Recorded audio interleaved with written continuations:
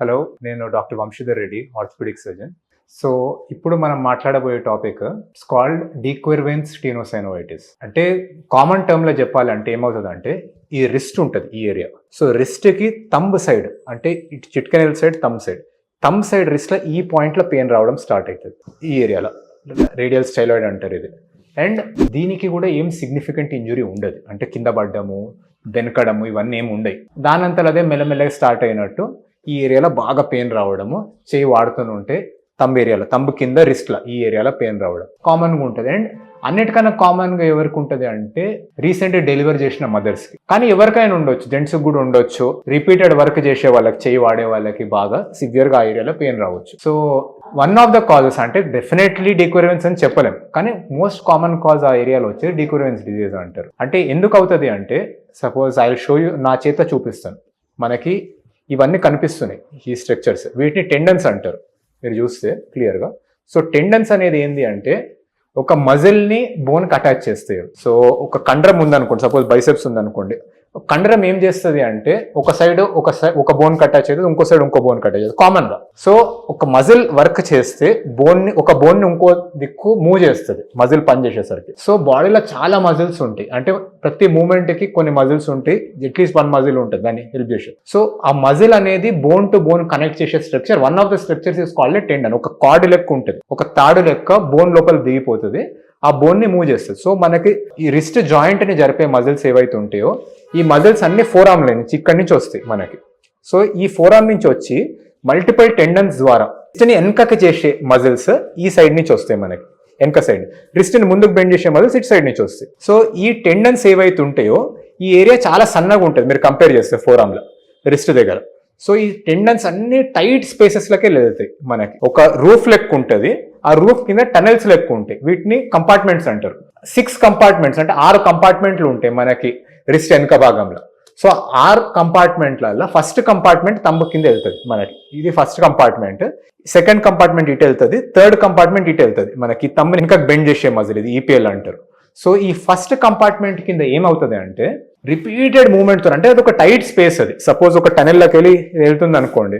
So ఆ repeated మూమెంట్కి కానీ వాపుకి కానీ స్వెల్లింగ్ వస్తే కానీ ఆ కంపార్ట్మెంట్ టైట్ అయిపోతుంది. సో టైట్ అయిపోయి ఆ మూమెంట్ స్మూత్ లేకుండా పెయిన్ వస్తుంది. ఈ ఫస్ట్ కంపార్ట్మెంట్లో మనకి 2 మజిల్స్ ఉంటాయి. ఒకటి ఏంటి అంటే మనకి అబ్డక్టర్ పాలిసిస్ లాంగస్ అంటారు, థంబ్ని ఈ డైరెక్షన్లో జరిపే మజిల్ మనకి. ఇట్లా మీరు రిస్ట్ మీద ఫోకస్ చేసి ఈ పైనకి జరిపే muscle, this is called the abductor pollicis longus. Second మన థంబ్ని వెనకకి జరిపే, సో థంబ్ని జరిపే మజిల్స్ ఇవి, దే ఆర్ నాట్ రిస్ట్ని జరిపే మజిల్స్ కాదు. సో థంబ్ని జరిపే 2 మజిల్స్ ఫస్ట్ కంపార్ట్మెంట్లో వస్తాయి. ఆ 2 మజిల్స్ ఈ పాయింట్ నుంచే వెళ్తాయి థంబ్లకి. సో ఆ ఫస్ట్ కంపార్ట్మెంట్ మజిల్స్ స్టెనోసైనోవైటిస్ అంటారు, అంటే వాపు వస్తుంది, ఆ టెండన్ షీత్ స్వెల్ అవుతుంది. సో వాటి వల్ల గ్లైడింగ్ స్మూత్ లేకుండా ఈ పెయిన్ రావడం స్టార్ట్ అవుతుంది కామన్గా ఈ ఏరియాలో. మనకి ఎట్లా తెలుసుకోవచ్చు అంటే మూమెంట్, మన థంబ్ని వాడకుండా ఓన్లీ రిస్ట్ మూవ్ చేస్తే మనకి పెయిన్ ఎక్కువ అవ్వదు, మనకి రిస్ట్ స్మూత్గా మూవ్ అవుతుంది. కానీ థంబ్ వాడుతున్నా కొద్దీ మన ఈ థంబ్ మూమెంట్స్లో పెయిన్ వస్తుంది. సో మీకు థంబ్ బయటకు అనడం ఈ డైరెక్షన్లో, లేదంటే వెనక కనడం, ఈ 2 మూమెంట్స్ బాగా పెయిన్ఫుల్ ఉంటాయి. వన్ మోర్ థింగ్, పెయిన్ ఎట్లా తెలిసేది అంటే ఆ టెండన్ స్ట్రెచ్ అయితే బాగా, అంటే సపోజ్ మీరు ఈ పిడికిలు పట్టారు, మీరు ఇట్లా కింద అంటే యూజువల్లీ ఈ పొజిషన్లో పెయిన్ అవ్వదు. కానీ మీరు థంబ్ని లోపల పెట్టుకోండి, లైక్ ఈ పొజిషన్లో పెట్టుకొని కిందికి అన్నారు అనుకోండి, మీకు సివియర్ పెయిన్ వస్తుంది ఈ ఏరియాలో థంబ్ కింద. So this is one of the test, మీకు డాక్టర్ చెక్ చేసేది ఇది ఒక టెస్ట్. మీకు ఈ పొజిషన్లో పెయిన్ రావడం, పెయిన్ వర్సన్ అవ్వడం, అండ్ థంబ్ పైనకి పెడితే కొద్దిగా తక్కువ ఉండడం పెయిన్, ఈవెన్ దో థంబ్ పైనకి పెట్టిన పెయిన్ ఉంటుంది కానీ it is slightly less. Second thing ఏంటంటే ఈ పొజిషన్ రిస్ట్ ఫ్లెక్స్ చేసి మీరు ఈ పొజిషన్లో థంబ్ని కింది కనడానికి ట్రై చేస్తే బాగా పెయిన్ వస్తుంది ఆ ఏరియాలో.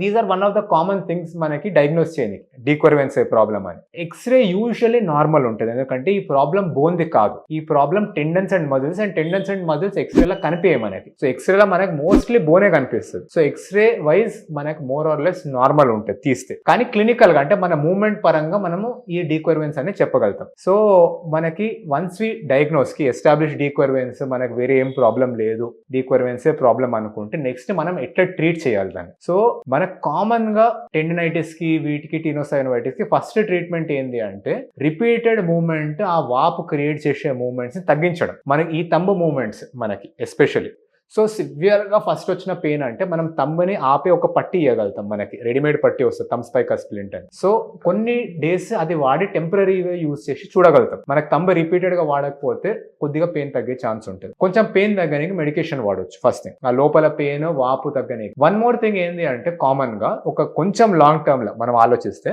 తంబు స్ట్రెస్ అయ్యే మూవ్మెంట్స్ మనం తగ్గించుకోవడం. సో యూజువల్లీ ఏమైతే అంటే రీసెంట్ డెలివరీ చేసిన మదర్స్ బేబీని హెడ్ పట్టుకుంటారు ఫీడింగ్ టైంలో, బేబీని ఎత్తుకోవడం. సో తంబు బయటికి వచ్చి ఈ పొజిషన్లో గ్రిప్ చేయడం మనకి.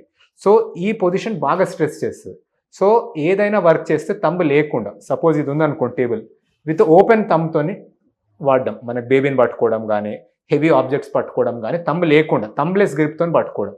సో ఇది one of the activity modify చేసి మనం చూడగలుగుతాం రాదర్ దెన్ తంబుని బయటికి తీసుకొచ్చేయడం. వన్ మోర్ థింగ్ ఏంటి అంటే ఇది కొద్దిగా ఫిజియోథెరపీ చేయడం. ఫస్ట్ కొన్ని వీక్స్ రెస్ట్ ఇచ్చిన తర్వాత ఫిజియోథెరపీ స్టార్ట్ చేయవచ్చు. అంటే దానికి ఆ మజిల్స్ని కొంచెం స్ట్రెచ్ చేసే ఎక్సర్సైజెస్ అండ్ అల్ట్రాసౌండ్ థెరపీ అంటారు, లోపల హీలింగ్ ఇంప్రూవ్ చేస్తుంది. సో ఇనీషియల్గా ఇవి వాడి మనం అటెంప్ట్ చేసి చూడవచ్చు మనకి. కానీ ఫైనల్గా ట్రీట్మెంట్ ఏంటి అంటే ఇవి వాడినా తగ్గకుంటే దెర్ ఆర్ 2 ఆప్షన్స్ మనకి. ఒకటి, ఆ టెండన్ షీత్లోకి వాపు పెయిన్ తగ్గించి స్టిరాయిడ్ ఇంజెక్షన్ ఉంటుంది. సో ఆ స్టిరాయిడ్ ఇంజెక్షన్ ఆ టెండన్ షీట్స్లోకి ఇస్తే యూజువల్లీ లోకల్గా పెయిన్ వాపు తగ్గి రిలీఫ్ అయ్యే ఛాన్స్ ఉంటుంది మన డీక్వర్వెన్స్ డిజీస్లో. So one of the steroid injection మనకి. కానీ స్టిరాయిడ్ ఇంజెక్షన్ అనేది there are 2 ways to give. ఒకటి బ్లైండ్గా మనం టెండన్ని టచ్ చేసి ఫీల్ అయ్యి ఇవ్వడం. ఈ బ్లైండ్ అప్రోచ్తో ఏమవుతుంది అంటే మనకి ఆ ఇంజెక్షన్ అనేది కరెక్ట్ రైట్ ఏరియాలకి వెళ్ళకపోయే ఛాన్స్ కొద్దిగా ఉంటుంది. So one more better option I feel is ఒక అల్ట్రాసౌండ్ గైడెన్స్ కింద, అంటే అల్ట్రాసౌండ్ స్కాన్ ఉంటుంది చేసేది మనకి. అబ్డామిన్కి అల్ట్రాసౌండ్ చేసినట్టే మనకి ఈ రిస్ట్కి కూడా అల్ట్రాసౌండ్ చేస్తారు చిన్న ప్రోబ్తో. సో అల్ట్రాసౌండ్ గైడెన్స్ కింద ఇంజెక్షన్ ఇవ్వడం కరెక్ట్ ఏరియాలకు వెళ్తూ. సో ఈ ultrasound guided steroid injection is one option మనకి. అనదర్ ఆప్షన్ ఫైనల్లీ ఏంటంటే మనం సర్జరీ చేయడం. దానికి మనకి ఈ ఏరియాలో స్కిన్ మనకి రిలీజ్ చేసి లోపలికి వెళ్ళి ఆ టెండన్ షీత్ ఉంటుంది కవర్ చేసేది, ఆ కంపార్ట్మెంట్ ఉంటుంది, ఆ ఫస్ట్ కంపార్ట్మెంట్ని రిలీజ్ చేసి ఆ 2 టెండన్స్ని ఫ్రీ చేయడం. సర్జరీ చేస్తే usually results are very fast and usually surgery is quite successful మనకి. So sometimes local anaesthesia కింద కూడా చేయవచ్చు.